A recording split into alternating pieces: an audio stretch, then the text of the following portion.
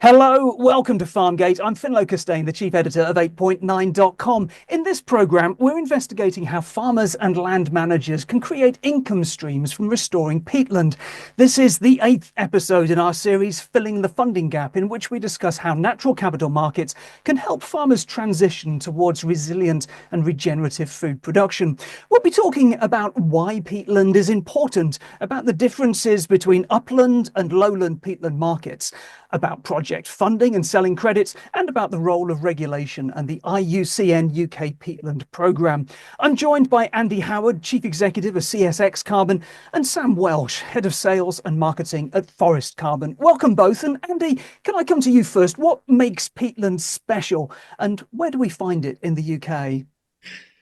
Peatland is special because it's taken so long for it to form. It fundamentally is vegetation, and that vegetation from a very, very, very long time ago. You can be talking thousands of years, and its format is the way it is because it hasn't decomposed. It is in many ways because of its wetness and because of the way it's forming.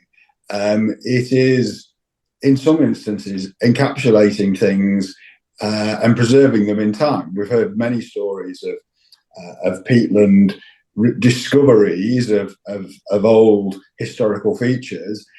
I can tell you that I've stood on degraded peatland in the Highlands of Scotland with not a tree in sight. I've been, a couple of thousand feet up on a peat bog, not a tree in sight, and beneath me, looking down on a degraded hag gully, there's a tree stump, and then another tree stump, and preserved pieces of timber that you will see on any felled woodland down in the valley as if they've been felled a couple of years ago. And that's because why is that? Why is it? What creates that environment?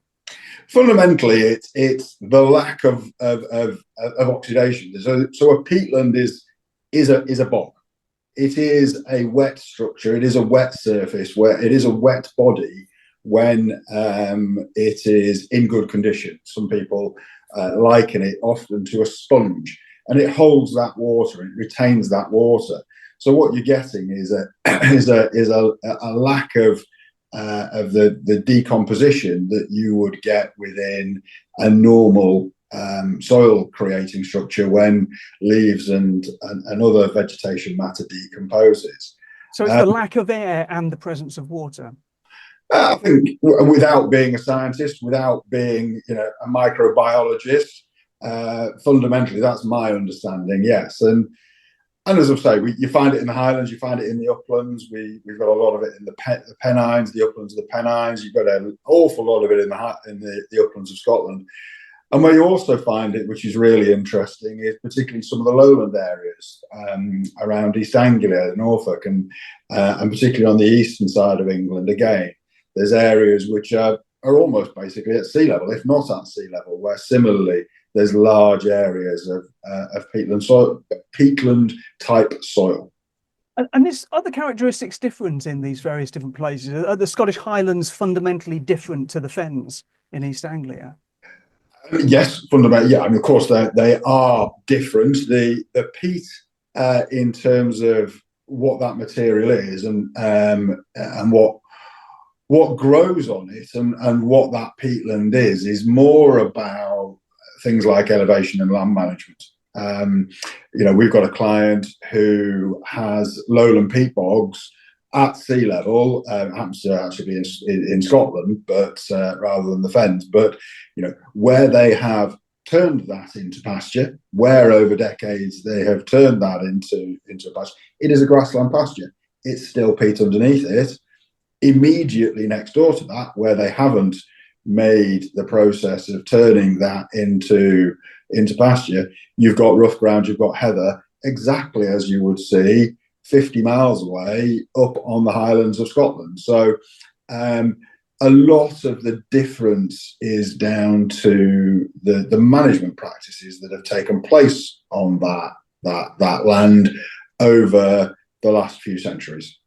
Fantastic. Sam, in basic terms, who's funding peatland restoration in Britain at the moment? Yeah, I mean, to date, funding for, I guess, completed restoration projects has largely come from government grants, with bar maybe a few exceptions from, say, individual contributions or landowners taking action upon themselves. So that those government-backed initiatives include the likes of Peatland Action Programme in Scotland, where I think predominantly most of the action is taking place to date. You've also got the Nature for Climate Peatland Grant Scheme in England, and then various regional projects in Wales and Northern Ireland. However, in 2015 to 2018, what happened was a project methodology for peatland restoration was developed under a new UK voluntary carbon market standard. So this was launched by the IUCN, which is the International Union for Conservation of Nature. In this, what this did is provide a mechanism for carbon-backed funding. So it meant sticking a quantifiable metric for this environmental attribute benefited from undertaking this activity. So in this instance, this was carbon, and this was making carbon or that kind of product sellable to market. So this has allowed is actually it's opened up an opportunity for everyone to be involved. And it's particularly focused on kind of private sector. So it's private sector taking action or voluntary action towards supporting a project as typically a means of, say, compensating for emissions. So this is understanding what their footprint is, what their environmental or climate impact is of their operational activities, and compensating that. So you often hear the word offsetting as a means. So yeah, it's this ESG type CSR driven program for corporates, which is increasingly over the years for companies like based around this metric of carbon. So they are aligning themselves to certain claims such as carbon neutrality or net zero, where either avoidance or removal type credits will play a role in helping to achieve hard to abate emissions, say once they've gone through the steps of implementing a reduction strategy. So this market's still in its infancy, and for peatlands, many of the actors supporting them have been, I guess, from a kind of semi-philanthropic contribution type model, but it's starting to build up and we're seeing progress in this space. You've mentioned their nature markets and philanthropic money. Is there sort of government funding for this as well? Yeah, so that goes back to kind of those grant schemes I mentioned. So typically a project or a landowner can access grant funding. However, and I can kind of come on to this later in the podcast, but grant funding within the past 18 to 24 months has actually been slashed. Various reasons for this, including probably where government are taking kind of internal cuts on their budgets, etc. But also, I guess, as a means of recognizing the potential of these private markets and how they can step up to reduce, say, an emissions gap or a timing gap or a funding gap. You also mentioned a couple of acronyms there, ESG being one of them. Just very quickly explain what that is for listeners. Yeah, so every company has, I guess, key pillars, and environmental social governance is one of those, which is over recent years is kind of rose up to the top. I think previously it was kind of a nice to have, but actually now it's become a fundamental. So the likes of sustainability in businesses is being built into, I guess, funding packages and within their kind of budgets and that sort of thing. And CSR being similarly corporate social responsibility. So what are their responsibilities? And why is it that those things have sort of risen to the surface in terms of importance? Is this about companies comparing themselves to each other or communicating something good about themselves to the customer? Why do companies do this? In part, yeah, it's competition. You need to be seen to be acting good in the market, and that can be used as to kind of gain competitive edge, particularly if you're kind of trying to sell yourselves or sell a product. Um, so that's one means. I guess the other thing is just this really being a kind of global recognition for climate awareness, from kind of 2015 onwards, which has spurred interest. And I think businesses are starting to implement kind of carbon disclosure reporting and nature disclosure reporting, recognizing that the long term output of their business is reliant on ensuring they keep climate in a stable condition, they keep nature on their side. There is so much kind of intrinsically linked to their business activities that it's fundamental in the long term to keep these in check. So you've mentioned they're reducing risk in their own supply chains and Yep. being seen to be doing good. Are there requirements as well for these things, or is this something that companies just feel that they ought to do, for the other reasons that you've mentioned? So that's sectorial focused, or sectorial kind of based. So you will see what are kind of mandatory compliance schemes for heavy emitting industries. So you'll see emission trading schemes, which are effectively kind of cap and trade schemes that are trading carbon to help reduce in the long term the emissions associated with those heavy polluting industries. For the most part, though, a lot of this has been driven by kind of voluntary private action at the moment. Fantastic. Just before I go back to Andy, Sam, you mentioned carbon emissions removal credits there, and then also avoidance credits. Can you explain what the difference is, and then why peatland restoration is primarily associated with those avoidance credits? Yeah, so I mean, in carbon markets, there's broadly two types of emission reduction. You have avoidance removal. Avoidance being projects or methodologies where an intervention or tech is avoiding further emissions being released to the atmosphere, and removals where carbon is drawn out of the atmosphere. So you think of trees sequestering carbon or carbon capture technology through engineered solutions. So these peatlands are carbon-rich ecosystems that over, as Andy mentioned, vastly long time periods have been a carbon sink. So they've sequestered and stored carbon within the land. However, in their degraded state, and from a carbon perspective, they are emitting carbon to the atmosphere. So the primary project activity that a project will aim to achieve in the immediate term is effectively preventing emissions being released to the atmosphere. So in that instance, they're an avoidance type credit. So is this about timeframes? If we're talking about timber production, then because that's something that because those emissions are being sequestered within the timber over a 25, 30, 40-year time frame, companies are able to buy credits from timber production to offset emissions that they are producing from their own product lines, from their own product delivery. Whereas with peatland, because the timeframes are so much longer and it takes so much longer to build peatland, the avoidance credits are making sure that there's no additional degradation, and therefore and also that there is some restoration taking place too.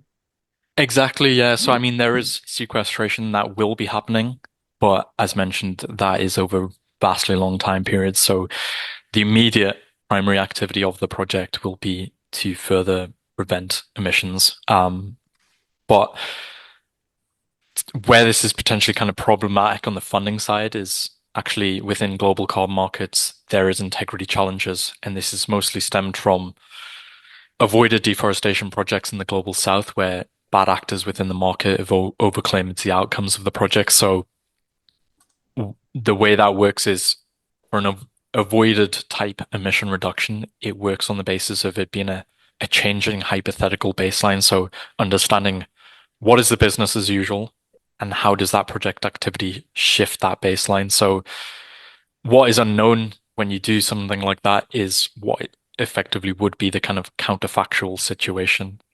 So might policy have impacted the level of deforestation happening, or in this instance of peatlands, would it have intervened through grant funding within a region? And actually does funding to kind of deter from those policy changes within a country? So it's been a kind of hot debate within the sector, but there has been preference towards removal types credits in the market, which is detrimental to peatlands here in the UK. So a lot of sustainability standards, the likes of the Science-Based Target Initiatives and even kind of compliance schemes within the UK, i.e. the UK Emission Trading Scheme in its current consultation are focusing on removal credits. So as corporates align themselves to these standards or compliance schemes, the demand for avoidance remains weak. We're going to come back to that a little bit later in the program when we're talking about regulation, and perhaps we'll sort of get on to additionality at that point. But Andy, what are the chief physical objectives of peatland restoration? What are you trying to do when you restore peatland? Fundamentally, you're trying to stop it two things: in either being washed away, fluvial carbon loss, or you're trying to stop it being oxidizing, drying out, and then the carbon being emitted because it's dried out. So what that's about is keeping the water retained within that peat bog.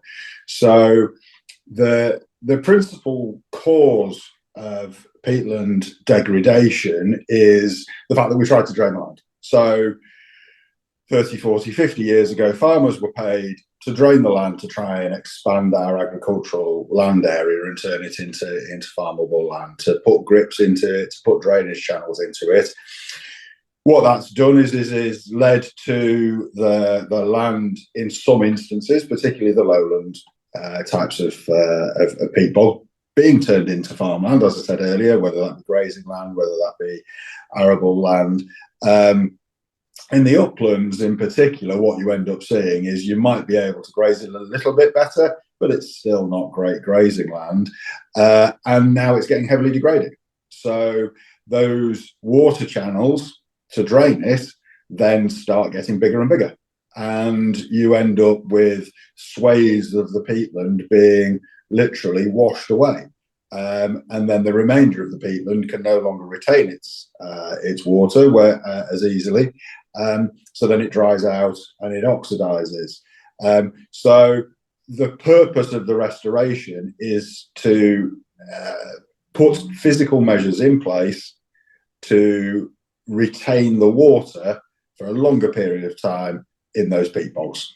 So it's reversing this sort of policy incentive from 40, 50 years ago, as you say, to make that land more agriculturally worthy. But of course, if we're talking about the fens, then that's going back 200 or 300 years ago, isn't it? And just to paint a picture, I suppose, for international listeners in particular, if we think of East Anglia, then we have a landscape which is heavily crisscrossed, just like the Netherlands, crisscrossed by dikes and trenches, quite deep dikes and trenches, where the water level, the water table effectively is lowered, isn't it? So that the flat lands at the top are able to be used to produce very often vegetables in terms of the fen, so potatoes and leeks and onions, that sort of thing. But then if we go to the uplands, it's a similar kind of process, albeit not as regimented, that's taken place over the course of the last few decades, again, to lower the water table, to allow that water to drain away so that land above it theoretically becomes more agriculturally productive. Is that about right? Yeah, pretty much so. I mean, to say it's not as regimented, I think when you look at it, you'd actually say that in some of the upland areas it's even more regimented, because you've got in a lowland environment you'll have hedges, you'll have roads, and they'll all be straight and they'll all be straight lines. You can go into upland areas and you clearly have this utterly unnatural man-made series of lines of drainage ditches that are grips to drain the peatlands. In many instances, they've now become, higgledy-piggledy patchworks of hags and gullies and things. But in the earlier stages, or where they are still grips, they're blatantly, obviously man-made intervention to try and drain the land that has resulted in the issue. So how do you actually go about restoring peatland? Can you sort of paint a picture for us, illustrate? What are the mechanics of it? If I think of peatland restoration, I tend to have a view that there's a great big digger somewhere on a mountain, possibly a chopper, but paint the picture more than that, would you? Yeah, and you've started in your question there at one of the perhaps most significant dichotomies stroke credibility issues within upland peatland restoration, that in very damaged peatlands, so where you're seeing a large digger, where you're seeing a helicopter, that's where you've got extensive degradation, and fundamentally you need therefore the helicopter for carrying stone up onto the site, and these are remote sites, and often because of the nature of the hags and gullies, it's very difficult to get machinery across them. So the way in which you need to carry the stone is by helicopter.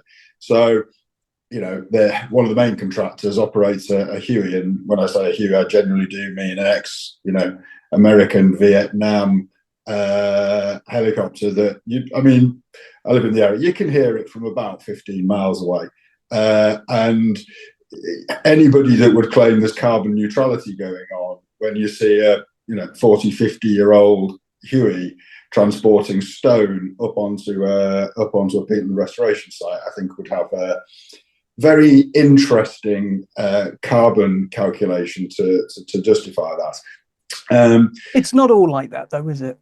No, it's not. So that's the worst case. That's where you need stone. You need something big and heavy to block up the large grips. Where effectively you're making dams, I suppose. Exactly. So what you're doing is you're creating physical infrastructure to hold the water back up there. So at a slightly lesser extent, they might use what's called coir matting. So again, bit of a dichotomy in this one, in that coir husk is coconut husk coming in from Asia. So we're shipping foreign materials into our uplands to create smaller dams. We are looking at there's projects looking at, particularly within the Yorkshire Dales at the moment, been looking at sheep wool. So they've been looking at bringing in more local natural materials to create those dams as an alternative. Where you've then got grips, which might not be they're so wide. They're generally still the sort of 30 centimetre wide excavator bucket. You block those, and you might put a hay bale into them, or the excavator will use a digger, a small bit, to create a peat dam from the material around that grip. So again, you're creating a dam locally along the grip in order to slow the water from flowing out and enable the peat to then build up behind it. One of the things all of these methodologies can do is enable the peat sediment to settle and build up behind it, so that hopefully you're then seeing the peat actually creating its own dams over time, because what you then hope to see is revegetation. So ultimately what you're aiming for is revegetation. Now that can happen in a couple of ways. Sometimes it can happen naturally. Often you'll take sphagnum, so sphagnum plugs or grass plugs will be put into sphagnum, as in moss. Exactly. Put into areas of bare peat, or where the peat has collected, adding that in, or using heather brash. One of the techniques as well is to cut heather locally, take heather brash and spread that over the bare peat. That can have two purposes. Firstly, it stops water evaporating from that surface so quickly, so that can help return the water. And then secondly, it can act as a seed source to help revegetation, because what ultimately you want to see is a peatland becoming an active organism again, where the vegetation is growing, and there is the potential that ultimately you could actually see an active peat bog that could potentially be sequestering carbon again in the future. Andy, we kind of came at this slightly the wrong way round, where we started with this sort of big scale interventions with timber and stone, and there was almost the implication that it was something that wasn't necessarily a public good that was taking place. But I think we kind of got to the point where we were explaining something that was less interventionist, I suppose, at that sort of latter stage. I think what we're saying is that peatland restoration is critically important. It is really essential. Sometimes those interventions need to be big. Even so, we're not talking about things the scale of the Hoover Dam. When we're talking about dams, we're talking about things that might be, 6 foot high or something like that to hold the water back in those places. But often when we're sort of stepping back from those bigger interventions, the way that you were describing the coir matting and the sphagnum moss plugging and that sort of thing makes me think of more of a lattice work of interventions across the surface of the landscape that then helps to rebuild that landscape across the piece. Is that about right? It all depends on what the extent of the degradation is in the first place. Yes, there will be many sites where you could have the need for stone dams because you've got. I mean, we've got sites, for client sites, for example, where the hag and the gully is 3 meters deep and 4 meters across. And that's going to take many interventions over time. You might start with the stone dams, but on another part of that same site, it's coir dams, and then on another part of that site, it's literally just putting some heather brash down, because across that site you've got different levels of degradation. We've got other sites where all it is grip blocking. There is no hags and gullies. It's literally just block the grips up and then allow the water to stay there. But issues aside from the issue of carbon neutrality around the specific interventions themselves, we're still saying that this is a really important thing to do, aren't we? I mean, societally, and for the carbon emissions, it is a huge carbon opportunity. We are losing enormous amounts of carbon from our peatlands. There is an opportunity to turn peat bogs back into sequestering. The simple fact is, an active peat bog will sequester carbon. The peatland codes, certainly for the uplands, don't recognise that, but that's a strategic decision rather than a scientific decision. There is that question in the lowlands of food production against the carbon balance. There's that question to be had. We also fundamentally have to face facts that some peat bogs are beyond saving, and this is a sad fact that we have many people come to us to say, we want to restore our peatland, and you look at it and go, there's nothing you can do. It's beyond saving. So is it important to do it? Yes. Is it something that universally must and has to be done? It is a question that needs to be looked at in the round. Fantastic. Sam, I'm just going to come back to you and see if you've got any reflections on that conversation I was just having with Andy. But also, I wonder if you can then sort of talk about the scale of projects, the number of projects that are underway in the UK. Yeah, so completely agree with Andy there. I mean, there is a ton of projects going through development, but I think relatively it still falls way off where we need to be in terms of kind of UK carbon or climate targets, let alone the kind of other co-benefits around nature and food security and all that sort of stuff. So I'm going to spit some stats here, which might be dry, but it hopefully gives you an idea of the kind of scale of the challenge we're at. So peatlands, it's estimated cover about 10 to 12% of the UK land. This equates to 3 million hectares. And within those 3 million hectares, you're looking at 3.2 billion tons of carbon stored in the UK peatlands alone. However, the kind of scale of degradation, I think it's been looked at kind of 80% is now being classified as being in poor condition. So within that degraded state, releasing carbon. So there's a figure kicking around in the market which looks at roughly 10 million tons being emitted annually. So that gives you a scale of the challenge. Over the past decade, in terms of projects that are underway and have aiming to kind of restore peatlands, you've got, I think, roughly 30,000 hectares have been restored to date, and that is mentioned through those, or largely driven by those government initiatives. And 10 to 15% of those have come through complete restoration projects under the likes of the Peatland Code, which have been driven by that private action. However, there is a big pipeline of projects coming through. So you're looking at a further 50,000 hectares or so in development, driven by that private sector finance as well.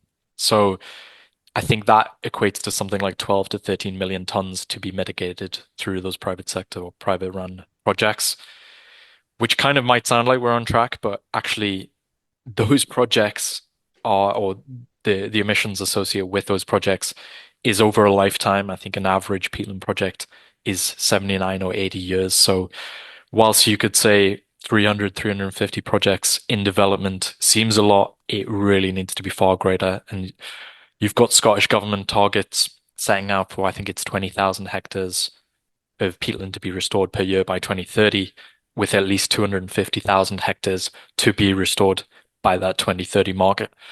But we've successfully, oh, sorry, I say successfully, successively missed out on those per annum targets since they were set in 2019. So we're way off where we need to be. Government funding is also slashed, as mentioned. So really, there's this kind of need for private-led finance to massively ramp up to really kind of close the gap. And in order to achieve that, we need to see demand signals in order to give landowners confidence that it's worth a while to kick off development. So this means, say, lifting barriers or demand barriers, incentivizing funders. This might be looking, as we again mentioned earlier in the podcast, looking at mandatory schemes, i.e. cap and trade schemes that include peatland within eligible project types and really make it a kind of fundamental compliance-based initiative. Fantastic. Thanks, Sam. We're going to take a short break, but when we come back, we're going to talk about how farmers can get involved in investigating and setting up their own peatland restoration projects. And we'll talk about how nature gain can add value to peatland carbon credits and about the role of the UK regulator. Welcome back. Andy, I wonder if you could start us off in this sort of second section with how farmers go about investigating and setting up a peatland restoration project. There's a variety of ways they can do it. One way is certainly engaging with a range of the publicly funded programs that are out there or have been out there, depending on where you are in the country. Nature Scot has programs, the Yorkshire Peat Partnership has programs. So those programs have been the principal way in which the farmer can engage with somebody else that's publicly funded to do the assessments, tell them whether they've got a viable project, secure them grants, and get on with it. As Sam said earlier, the funding of those has been challenging, although the government have announced in the last budget yet more money, but it doesn't quite seem sure where that money's coming from, going to, or who gets it. But anyway, there's supposedly however many 100 million there was out there, which would make you think that funding should still be going. But is it now going into farming and protected landscapes or landscape recovery projects? But engaging with those providers is one option. Fundamentally, what that's going to mean is you're going to be waiting for public money to be distributed and you're going to be waiting in a queue. The other way of doing it is just looking at your land. The farmer knows their land. The farmer knows whether it's degraded peatland. Can it be restored? There are a wide variety of contractors and providers that know how to restore peatland. It's a common misconception that you have to go through approved contractors for peatland restoration. The simple fact is they're only approved by the people who distribute the public money. There are many contractors who know very well how to restore peatland and will do it for genuinely a fraction of the cost of the approved, in inverted commas, contractors. So a farmer can look at it and say, right, have I got degraded peatland? Undertake an assessment of get one of those contractors or an organisation such as ourselves. Both organisations on this call have experience in advising people how to deliver peatland restoration projects, and then fundamentally come up with a plan. How many meters of grip blocking do you need to do? Do we need to do reprofiling? How are we going to do that? Produce a cost benefit analysis. It's going to mean you're going to have to change the land management practices. What does that mean for your agricultural operation? What's it going to cost? Can you raise the finance to do that? If you are raising that finance, make a decision as to where you're going to extract value from that. Are you going to be able to sell carbon or nature uplift?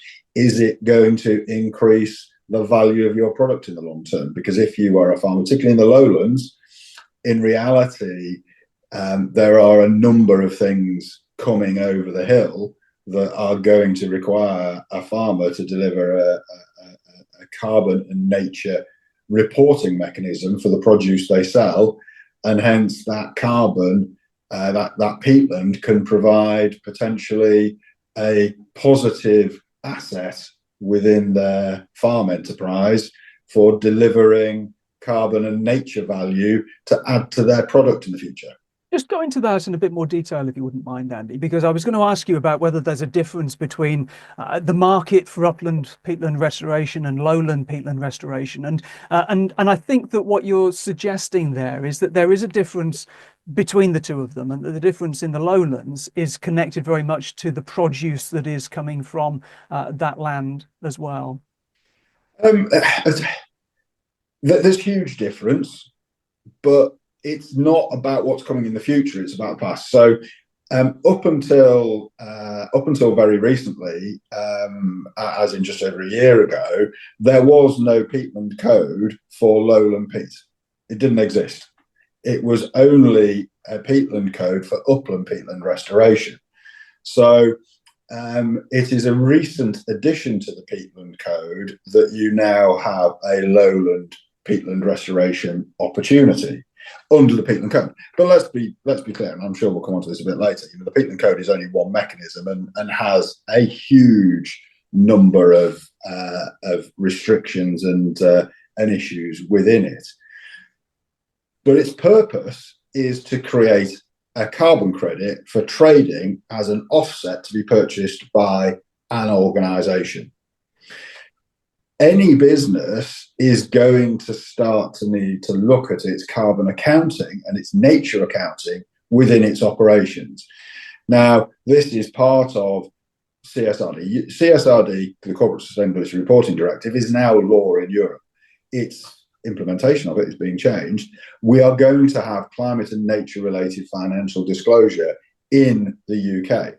What Sam referred to earlier around ESG is businesses making decisions that there is going to be regulation in the future. They're making a positive decision now because the consumers want to see a more environmentally friendly beef burger. They want to see a more environmentally friendly pint of milk on the shelf. They want to see a more environmentally friendly woolen jumper on the hanger. And businesses are therefore needing to look at how they get that data from the supply chain. How are they going to know that beef burger, whether it be the beef and the head of cattle when it was in the field, or the wheat where it was growing, or the lettuce where the lettuce was growing in that beef burger, how are they going to be able to know what the nature and carbon impact of that was? They're going to need data from the farmer. When it comes to that supply chain data, therefore, it's going to be embedded within the agricultural operation rather than potentially as an offset to be traded. And that's fundamentally going to change the need for understanding the impact and whether the farmer, the agricultural enterprise, wants to trade it as an offset, or whether they want to retain that in order to add value, or even just to be able to trade the product off their farm. It sounds like there's a potential whole podcast in itself just on that subject, and we may come back and do that in the future. But just thinking about farmers investigating and getting involved in peatland restoration themselves, is there a need for them to spend a lot of money with consultants and this sort of thing up front, or is it something that they can work on and get up and running fairly rapidly, fairly cheaply? There's two answers to that question, unfortunately. If you want to go down the... it's kind of like you can buy an old banger or you can buy a new car off the line, isn't it? It's kind of the opposite, to be perfectly honest. If you want to go down the peatland code route, you have to pass what's called financial additionality. So you're going to have to create costs. You're going to have to get your costs up. If you just want to crack on with doing it and creating carbon and nature opportunities for yourself, then it can be done without needing to increase those costs in order to pass financial additionality. So, yes, there are plenty of projects where the project costs in reality are many multiples of what they could have been if they had been done by a private sector organisation operating as a business case assessment rather than looking to secure public funding or comply with the peatland code. And correct me if I'm wrong here, but what I think I'm hearing is that if you're simply wanting to engage in peatland restoration for the nature objectives, even to sell nature credits, providing you've got a baseline and you're doing the work and you can evidence the work that's taking place and the nature improvements, then that's a more straightforward approach than trying to also sell the carbon alongside. That as soon as the carbon credits are involved, then you've got to be able to demonstrate the additionality and the avoidance, all these other kinds of things as well. And that's where some of the cost comes in. Is that right in basic terms? No. If you want to go down the peatland code route, yes. Just start that answer again, because I think we missed your no to start with. No. If you want to go down the peatland code route, then yes, because you have to comply with financial additionality. Financial additionality is a construct pretty much entirely of the UK system of peatland and woodland code. The vast majority of buyers don't understand our financial additionality in this country, don't actually require it. What they're looking for is additionality of action.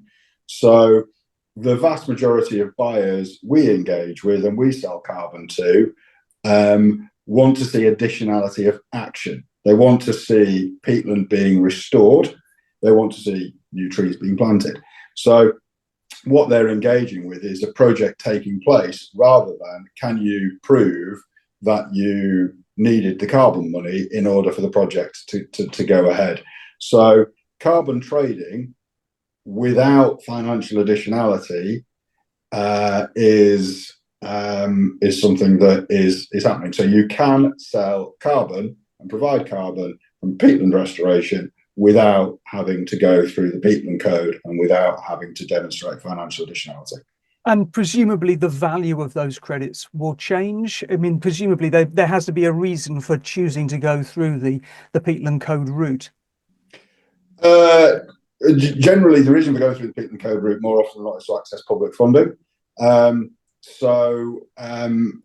Also what we're seeing within the peatland code is that you then have what you call the PIUs and pre-issuance units, and then the actual carbon units. Just remind us, PIU?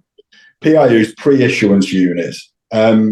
Basically, it's a promise that the carbon is going to be sequestered. So what we're generally seeing is non-PIU, non-code products sell in peatland sells at a higher price.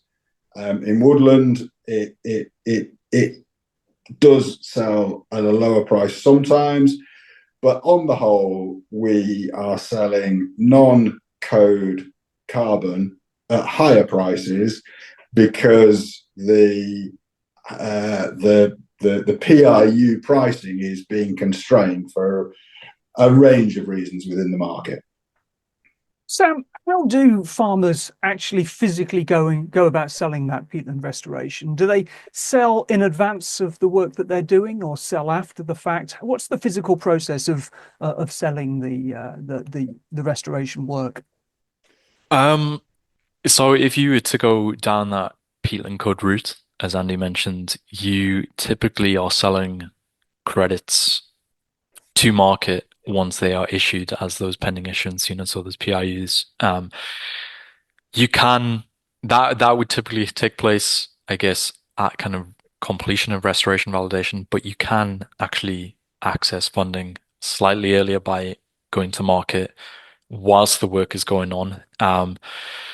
So I mean, again, as Andy kind of alluded to, it's not the most straightforward process to take these projects through. There's lots at play. There's lots of moving parts. I guess this is why organizations like ourselves exist, to help navigate land managers from start to finish. You've actually got the kind of complexities of undertaking the work and taking the project through validation, let alone knowing the kind of hows, whys, what the potential is, when to sell. So it's worth understanding from the outset and educating yourself what are those variables? What are those risks? And I mean, that list is as long as you're on, but I guess to name a few, you've got, I guess, the considerations of whether you take on that work yourselves through a private company, whether you outsource that to contractors, whether you're using a retailer or a broker, someone like Forest Carbon, to go to market, source funding. How best do you find those buyers? How do you educate them? Is it using someone like Forest Carbon or CSX to take those buyers through that kind of journey of understanding what they're buying into? Um, and I guess there's a lot of unknowns about what the kind of current and future market would look like. So when is the right time to act? Obviously, we've mentioned pricing just there and PIU pricing being constrained. There is speculation that pricing will go up in the market as these projects grow, and I guess the need for credits to align with kind of corporate strategies, that demand grows, and obviously as that grows, shortening of supply and an increase of credit. So there is speculation price will increase. I guess for landowners, it's understanding what is your cash flow like. Some may be seeking to bring in immediate cash flow now and repay those implementation costs beyond, say, what they've received from a grant. It might be to support ongoing maintenance costs, or it might be kind of alternatives to whatever kind of historic land use management was.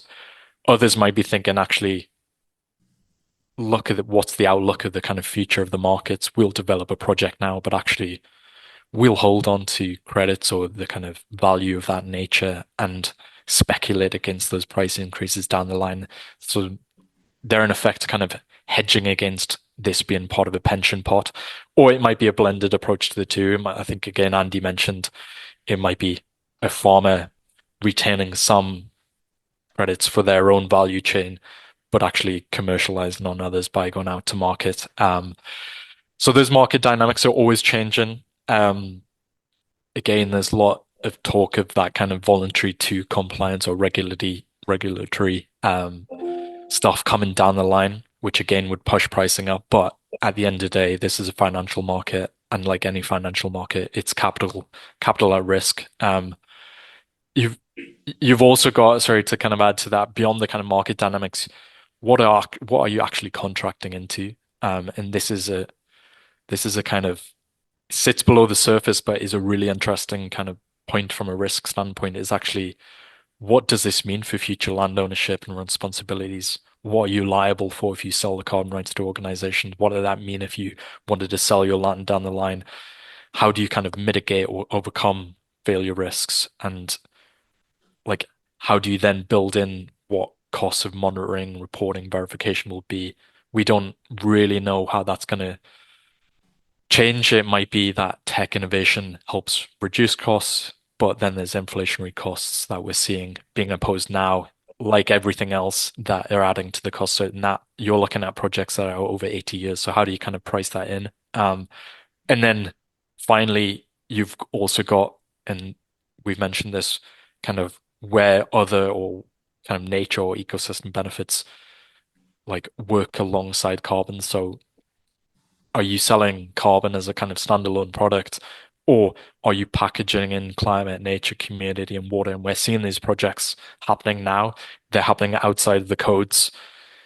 They're very complicated in terms of the kind of baselining and understanding and monitoring of, say, specific biodiversity. So you think carbon is complex, biodiversity is this whole different beast, but there is potential in that, and we've seen credits or nature kind of tokens trading on a kind of per hectareage basis at really high volumes. So it's understanding where your kind of cash flow goes on, what you need now, what are the kind of outlook of the market. So that list could go on. So I definitely say do your homework, reach out to someone like us or CSX or another project developer, educate yourself about risk, because risk at the end of the day is the most important factor to you. But on the upside, there's huge potential in entering the market in terms of both kind of commercial returns and diverse income on your farmland. Thanks very much for that. You've both mentioned regulation and the importance of regulation and the way that that impacts upon the market. So what is the role of the IUCN UK peatland programme as a regulator, Sam? So I think Andy mentioned this already, but in simple terms, the the IUCN UK peatland code, like other carbon market accreditation standards, are set up and work in conjunction with independent third-party validation and verification bodies. So in the UK, you've got OF&G, so Organic Farmers and Growers, and Soil Association. And what they're doing is effectively ensuring that a project adheres to what is strict, robust set of principles. So what that then enables is for those buyers that are looking to fund the projects or invest in the projects or get the kind of carbon rights of those projects, is that that project has gone through a minimum set of requirement in order to achieve claim, and that claim in tonnage, say in carbon tonnage or additional kind of nature benefits, that claim is real. So these requirements or this kind of rule book will include things, as Andy mentioned, such as additionality. So would a project have been viable? Obviously, when you take a project through the code, those costs begin to stack up. You're paying the likes of ourselves to go to market. There's a commission fee. You're paying the verification bodies to undertake the verification of those ongoing kind of maintenance of the projects and checking the performance of the projects. You're paying the codes themselves. You've also got to be kind of ensuring permanence and durability of the projects, that there's not kind of leakage of activities, and that ultimately that these projects follow, say, robust, accurate science and data. So they're in place and to, I guess, support on kind of both ends of the spectrum, but ultimately that a buyer that is providing funding can stand behind those claims that you spit out as part of a project.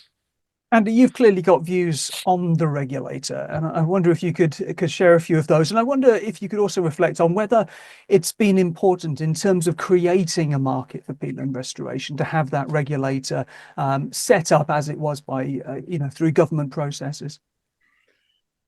In actual fact, you've inadvertently hit on the fundamental issue with all of that. They're not a regulator. They have no legal powers, no legal capacity. So there's this huge misconception that the Woodland Carbon Code, the Peatland Code, are some kind of regulated system. They are not.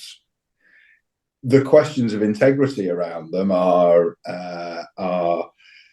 not something I'll go into because that's about another 3 podcasts. The questions of as Sam says, we've got 2 bodies that are not independent. So let's just be clear about that. They're not independent. The executive committees of the organisations behind the Woodland Carbon Code and the Peatland Code are being changed, but fundamentally, for a long time, the people who decide what the code is and who can decide whether the code is being implemented properly, actually the executive that could decide who was on it were the organisations that Sam has just mentioned there. So you have the supposed gamekeepers actually being the gatekeepers to who is the gamekeeper. So the Peatland Code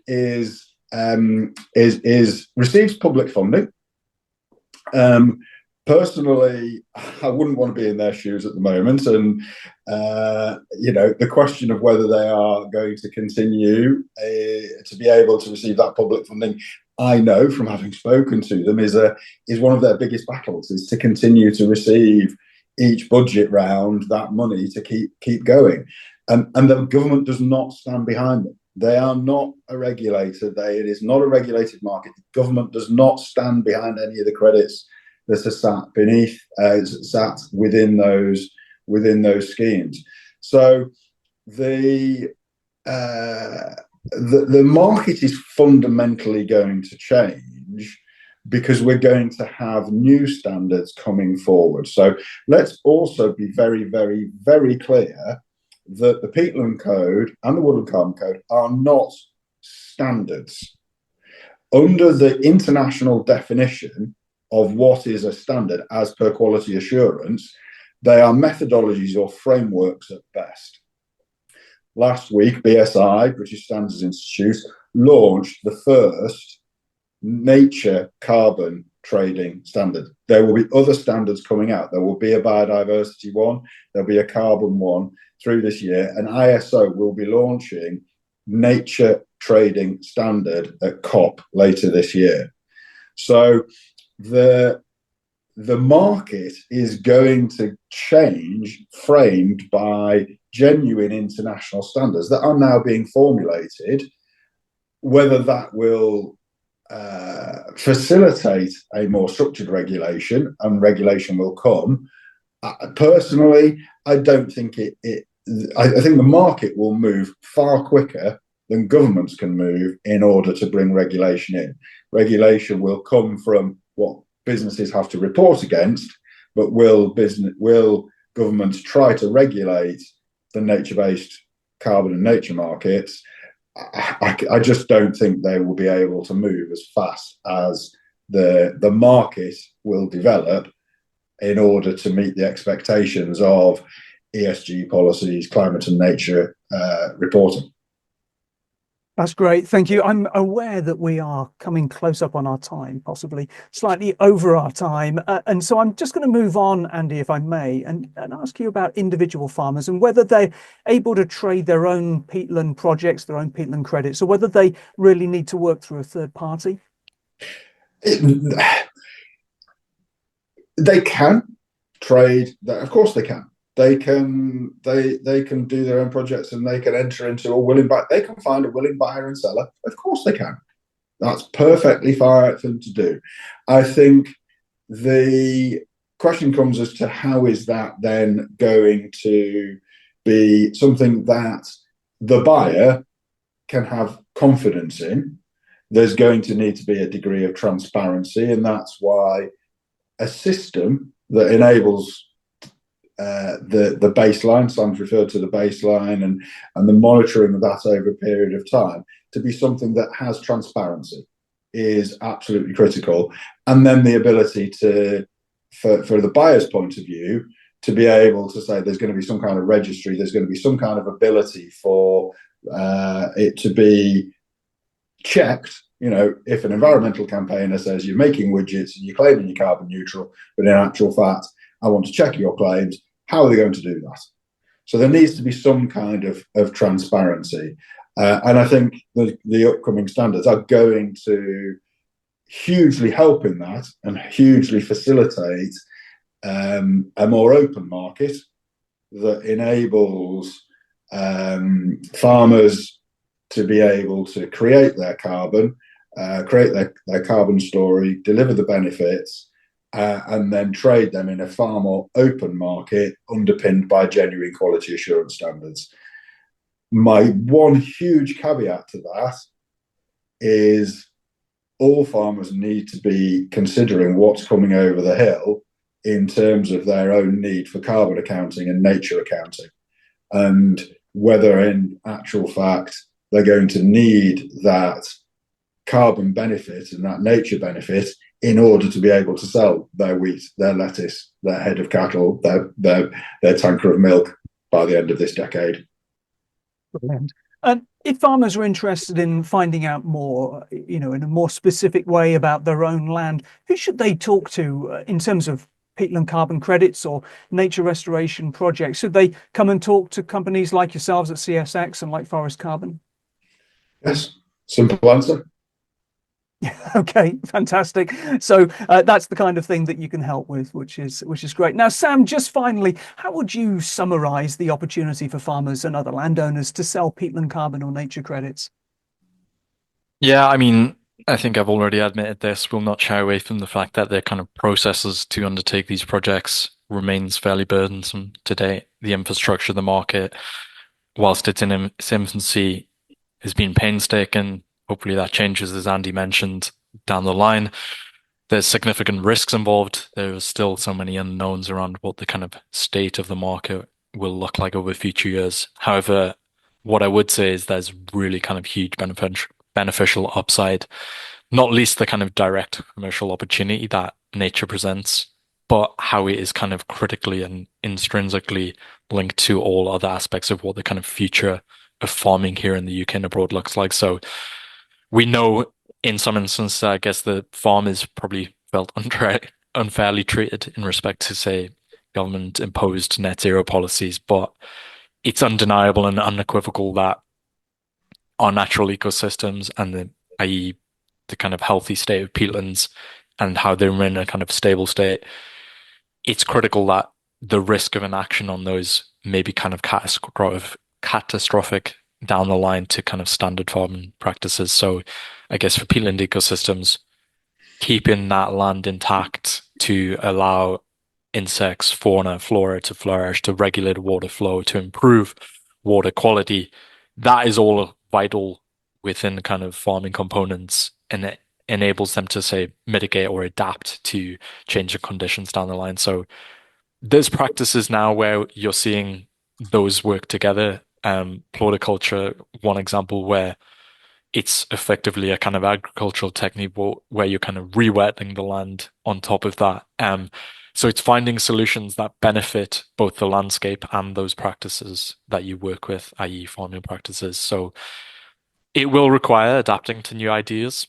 And I know that sometimes that can be hard within the farming community. But it's going to be kind of crucial, I think, to the security and sustainability of farming in the future. Thanks so much, both. As a broad brush introduction to the issues around this and how the markets work, some of the challenges and the regulatory issues, I think that's been a really interesting period that we spent together. A really good conversation. So thanks so much. I'm sure that we're going to come back to some of the detail on this in due course. But that is all we have time for. In the next episode, we'll ask, can tenant farmers benefit from nature markets? For now, I'd like to thank my guests, Sam Welsh from Forest Carbon and Andy Howard from CSX Carbon. If you've enjoyed listening, please come back and listen to more. Tell your friends, like us, review us, and share our links. Farmgate's Filling the Funding Gap series is sponsored by Barclays, Environment Bank, Forest Carbon, Howden Insurance Brokers, Regenerate, and Safri. Farmgate is part of 8.9.com, the land use news channel.